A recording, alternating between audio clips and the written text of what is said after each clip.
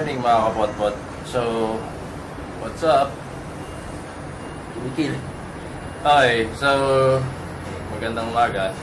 And kagigising lang natin. 10:30, I don't know. So, nasa bahay pa tayo ngayon. Nasa terrace ako. Then siya na medyo makalat yung terrace ko. And what we're gonna do is I'm gonna start painting some of the panels of Max 125. Okay? So, last night, update ko lang kayo. Yan, pinagbabaklas ko na yung gulong, yung tangke, side cover, and pinagpuyatan natin magliha. Yung sakit sa mga kamay, mga bot-bot. So, sorry, dumi na lang ko. So, niliha ko yung mga panel, yung mga rim, and magre-repaint tayo. Okay? So, ayan. Ito na yung mga naliha natin. Charin. Okay.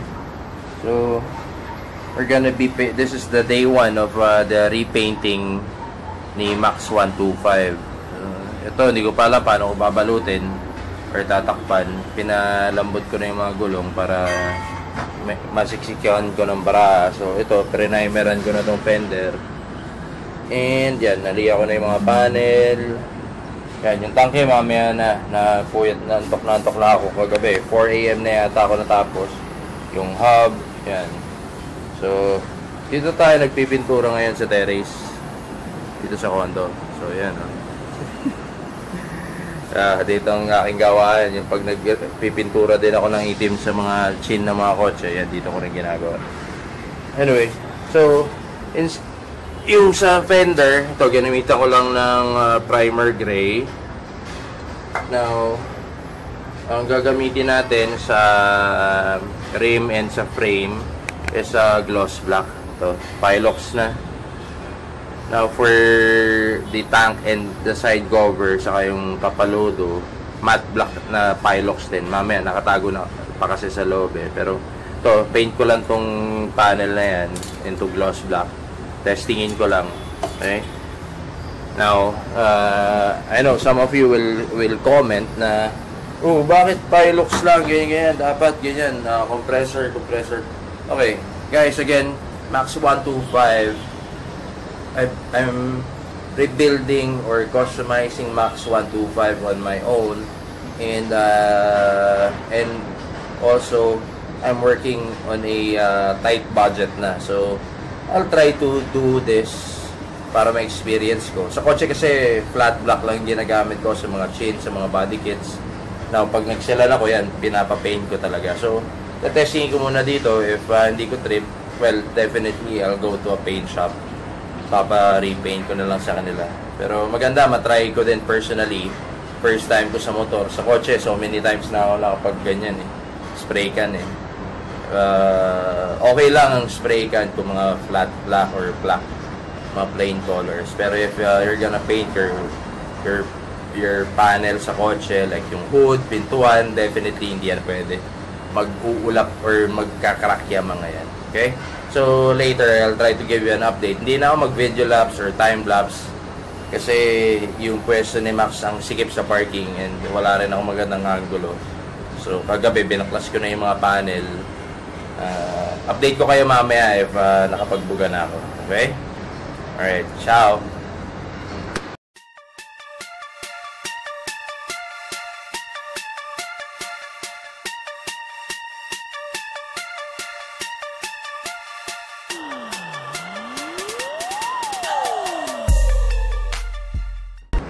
Alright guys, so I did my first coating dito sa drum brake na to. So guys, whenever this is just me. Whenever you are painting glossy colors or yung gloss black, wag nyo munang palawain. Wag nyo munang palawain yung pagbuga nyo. So, mag-first coating muna kayo. So that, let it dry up. After first coating, let it dry up for 5 to 10 minutes. Or kahit 20 minutes kung, you have all the time. Bakit? Para hindi, pag pinalawa nyo kasi kaagad, then pag nag-chip off yan, tuloy-tuloy hanggang dun sa lumabas yung kulay niya. So ako, what I do, first coating, dry up, second coating, dry up, third coating, dry up. Para hindi siya, kahit maano man, may umangat, hindi siya tuloy-tuloy. And para, for me, mas maganda yung lapat ng paint if may coating pa kayo. Okay? So, ayan. Mamaya, pakita ko rin sa inyo ibang panel na mga napinturahan ko. Okay? Ciao! And so, yan mga kapot-pot. Dinugos ko muna yung playing cards ng anak ko para lang matakpan ko yung rim ko. And tetestingin natin. Palitan ko na lang sana, kaya nakakabili naman sa Lazada niyan eh. Wala eh. Sinubukan ko plastic.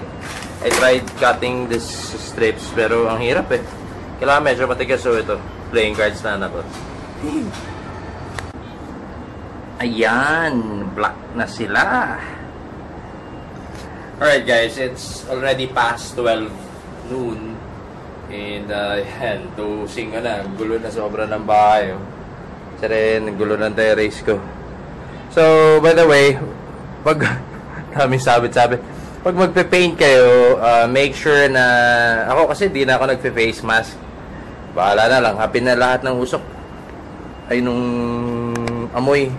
Pero yan, yung silang katapat. And make sure na nalihan nyo yung pipinturahan nyo. So ito, kabilang side na tayo ng gulong, tapos na ako sa unang side. Now I'm gonna share you yung video nung paninira ni Mr. Kalakal. Ayan, wait lang hanap ko lang na magandang angulo. Dito na lang. Okay, so binalutan ko na ng tape. Binalutan ko na ng playing cards yung anak ko. So, guys, ito naman.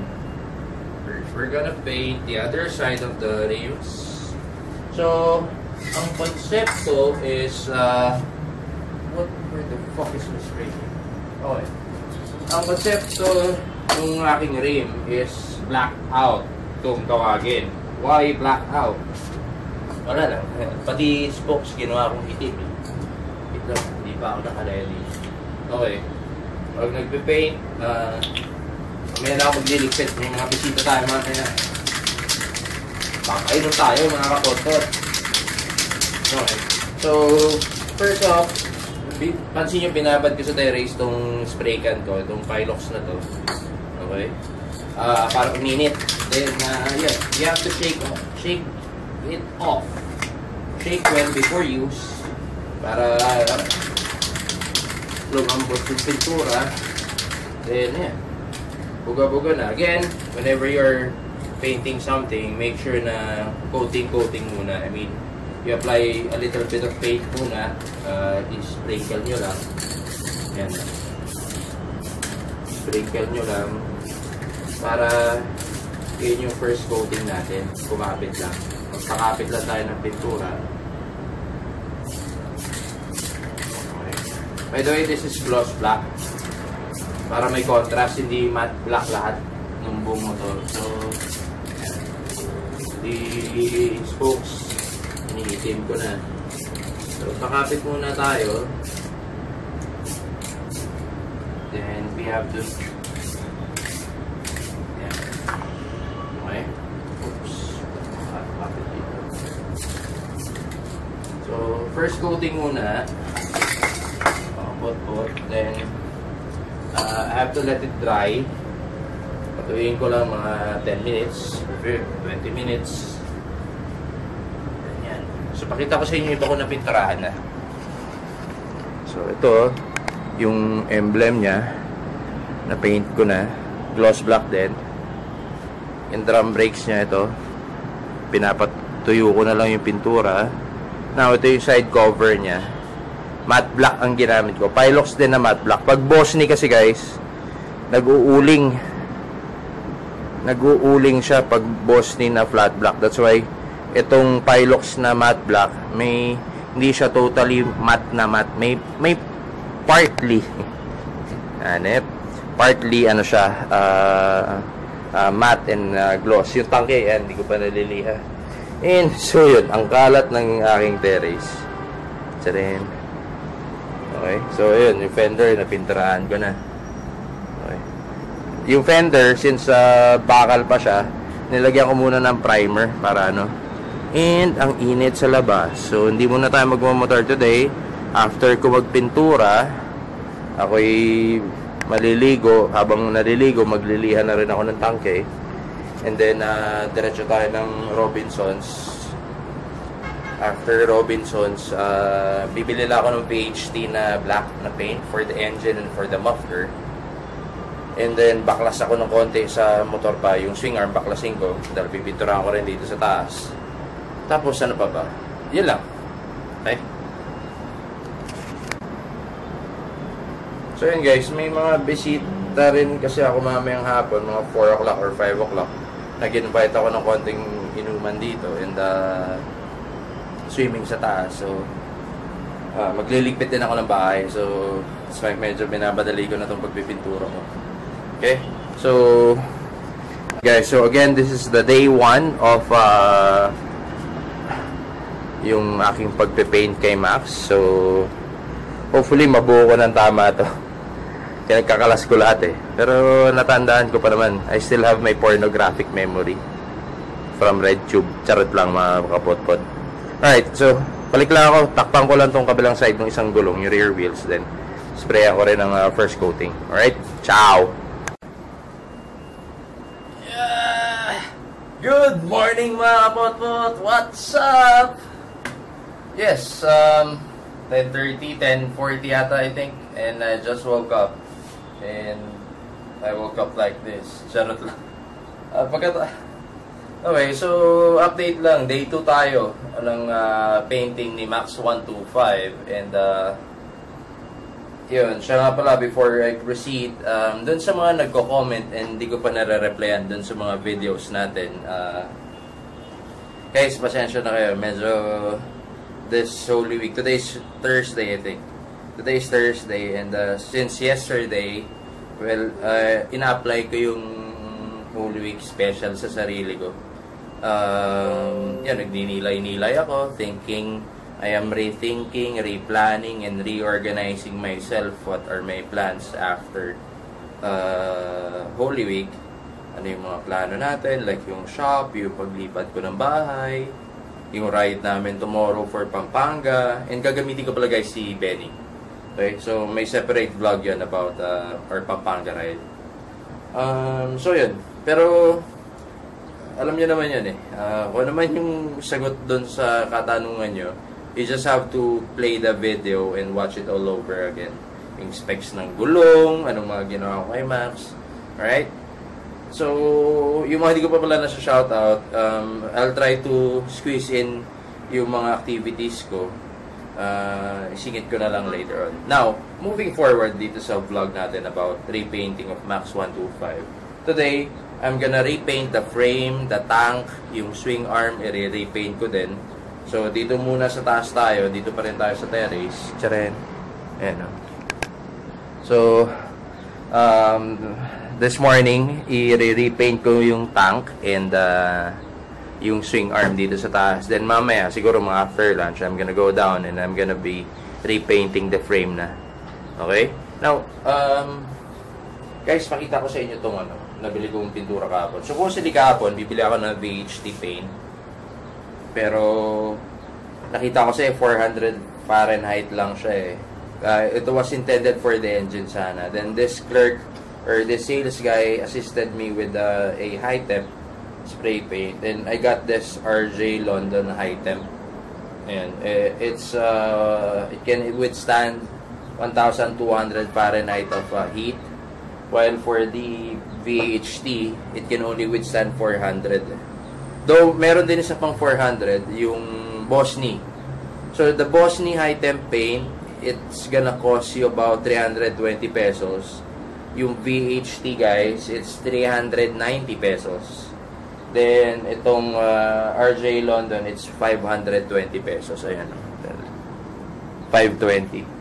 So, I got it sa Handyman. I'm not sure if mayroon pa mas murang iba, like online or sa mga hardware. Pero yun. So, guys, samahan nyo ako this morning sa aking pag-repaint nitong tangke and yung swing arm nito. And I'm gonna show you some clips while I am doing some repaint. So, by the way, nag-spray ako ng konting primer sa tangke. Wala lang, para mas kumapit yung pintura. Kasi since ito yung most active part of the motorcycle, yung engine yung nadadantayan mo, nahahawakan mo pag traffic. That's why naglagay ako ng konting primer. Okay? So, yun guys. And we're here at the terrace. So, parang ghost town ng Ortigas ngayon. Chiring. Hassle ngayon dito sa terrace ko kasi construction tong katapat ko. So, lahat na ligawak nandito. Pero ngayon, walang construction kaya pwede tayo magpintura. And flat block lang naman. Right? See you guys in a bit. Babush! Okay mga kapatpad. So, tangke tayo. Matte block. There you go. So, I'm using the matte block. Matte block. Gaya nga nasabi ko, huwag niyong palawahin agad yung pintura para mas maganda yung kapit. So, first coating muna tayo, guys. Ito ba yun?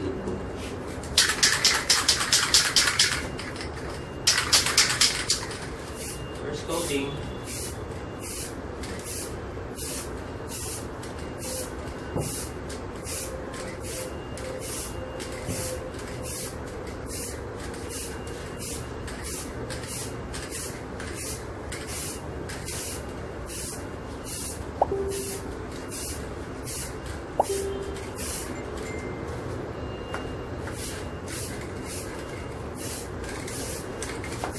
Hirap mag-lihan ng tangke mga kapotpot.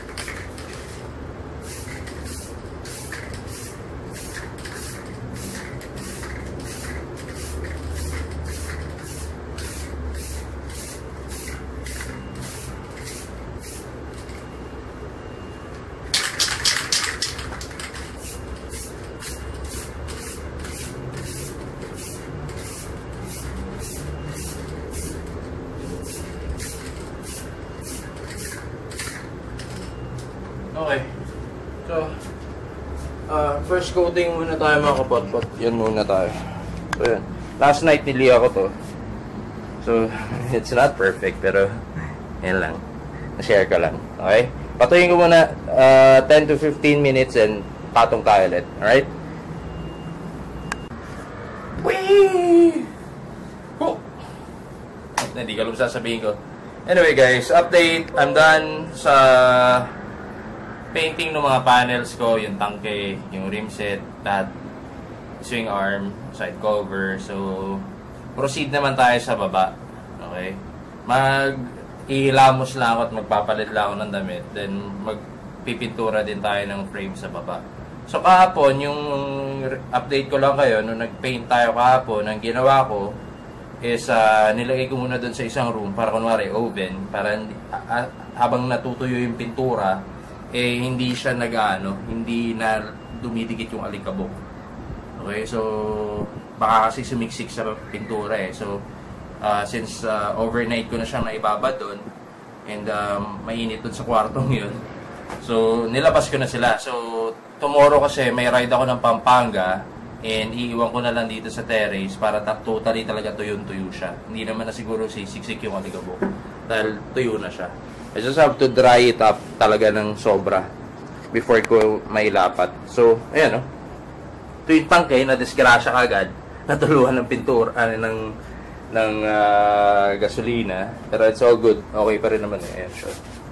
So, the tank is Pilox matte black ang ginamit natin.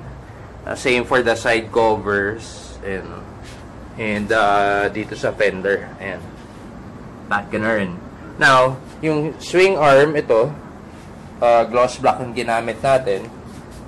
So, ayan, malinis na siya tignan, no? And ito, yung hindi ko alam kung anong tawag dito, drum brakes. So, yung rim set, ito rin. Pati spokes, blinak out ko. Charin. Okay. Para totally, anyway, surprise ko na lang kayo once na na-assemble ko na ulit si Max. Okay.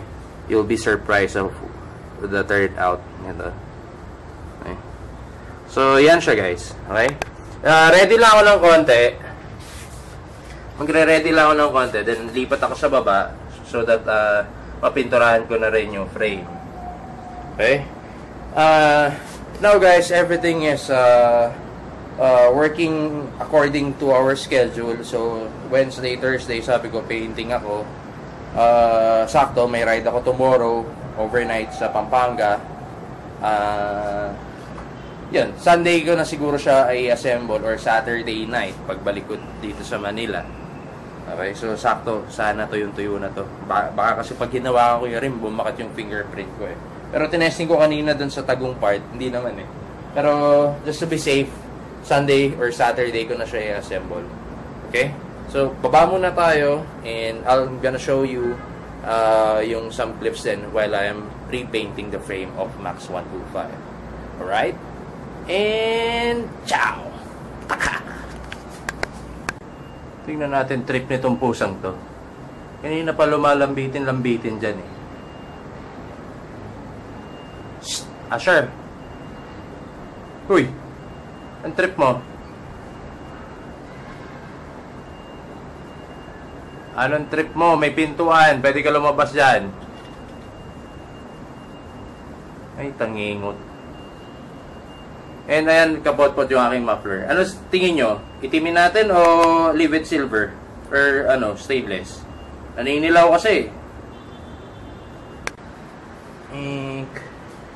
Alright boys, so ganito na itsura ni Max 125 ngayon. Hubad na siya. Though, hindi ko na binaba yung makina. Tape na lang. Tama din. So I'm gonna be painting the frame, the engine, the fork, and yung mga iba pang dapat itimin. Okay? So, guys, samahan nyo ako sa pagpintura dito kay Max 125. Then, I'll give you an update of what's gonna happen next with this bike. Alright? Ciao, mga kapot-pot. And, alright, boys. So, 4 p.m. na yata or 5 p.m., 4:30, I don't know. So, tapos na tayo mag-repaint dito kay Max 125. So, yung high temp and yung gloss black natin. So, you guys wanna see Max na? Okay, so here we go. Charin! Back. Okay, so yung tank, kasi yun nga, I'll be riding tomorrow sa Pampanga overnight. So, may iwan lang sa bahay to. So, para safe or sure, kinabit ko muna yung tank habang pinapatuyo. So, nakapatong na yung tank ni Max dyan. Now, yung frame, ayan, na-repaint ko na. And the engine, high temp ang ginamit natin, guys. Don't use ordinary acrylic paint. Use high temp paint. Yun nga, yung RJ London, that's 520 pesos. So, yung fork na paint ko na din into gloss black. Same as for the drum brake sa harap. Hindi ko alam paano baklasin, so pininturahan ko lang ganyan. And what else? Yan, yung headlight. Supposedly all chrome to.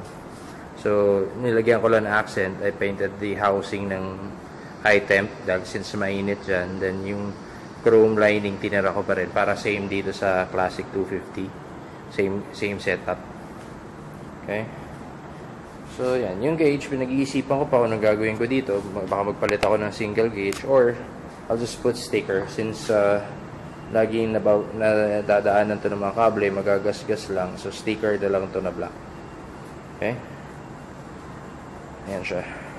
So, expected na pag-assemble nito is Saturday night or Sunday.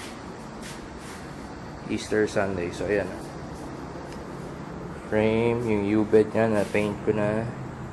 And, ayan, hindi kita dito, madilim. So, ayan siya. High temp. Right? So, yun na muna sa ngayon. I have to pack my things. So, siguro Saturday na lang ulit yung next karugtong nito. Okay? See you guys on Saturday in 3, 2, 1, bang!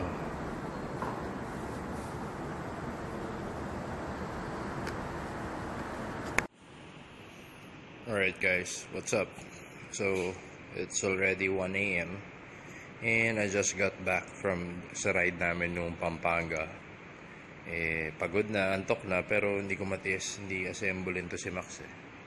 Okay, so welcome to the part or day 3 of Max's makeover. Okay, so at first we stripped down the parts of Max and now we're putting it all back together. So ito yung rim niya sa likod, and then ayan yung mga iba niyang piyesa, mga nakakalas, muffler, yung side cover niya. So we painted it into a combination of gloss black and matte black. Okay, guys, tignan yung emblem niya sa harap. Anyway, so assemble ko muna itong mga pot-pot. So para tomorrow, montage na lang tayo dito kay Max. Alright? Okay, ciao mga kapot-pot. Alright, mga kapot-pot, I think it's 3 AM. Katatapos ko lang buuin to si Max. So naikabit ko na yung mga dapat ikabit. Naibalik ko na yung mga piyesa niya. So yan, ito na si Max ngayon. Okay? So tomorrow, gagawa ko na lang siya ng montage. I have to sleep na muna, talagang antok na ako. Okay? So, si Black Max. Ano masasabi niyo mga pot-pot? Okay? So, tomorrow naman ulit. Good night.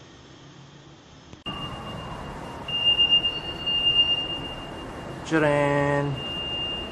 Alright boys, so here's the update with Max 125. So I'm done with the painting dito kay Max. So inikabit na natin lahat ng mga dapat ikabit nung simula nung binaklas ko. So as you can see, the rims and the rayos and yung mga hub, I painted it into a gloss black.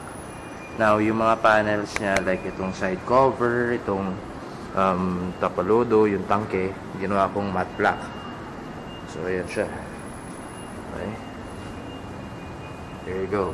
Now sa emblem niya, itong cover niya sa harap, niretain ko pa rin yung original niya sa gitna, pero instead of chrome, ginawa kong gloss black para may accent pa, buhay pa rin yung pagka-Honda niya. So here's Max. Okay, now itong gauge, I'm thinking of lagyan ko na lang ng sticker na black para hindi nagagasgas, kasi if paint, mag-chip off din to eh, hindi to kakapit eh. Ayan. Okay, ayan na siya. Now for the engine, papansin nyo black na din, dating silver. Ang ginamit natin, yung pinakita ko sa inyo kanina, yung RJ London na high temp. It can handle up to 1,100 Fahrenheit of heat. So, I think sufficient na yan. And sana wag mag-chip off. Okay. Swing arm, I also painted it. Ayan. Para mukhang fresh. So, basically, that's it for Max 125. Ano masasabi niyo mga pot-pot? Nice ba? So, DIY lang yan. Wala nang budget eh. Okay? Yeah. Later, I'm gonna give you a walk around and montage of this bike. In 3, 2, 1, boom.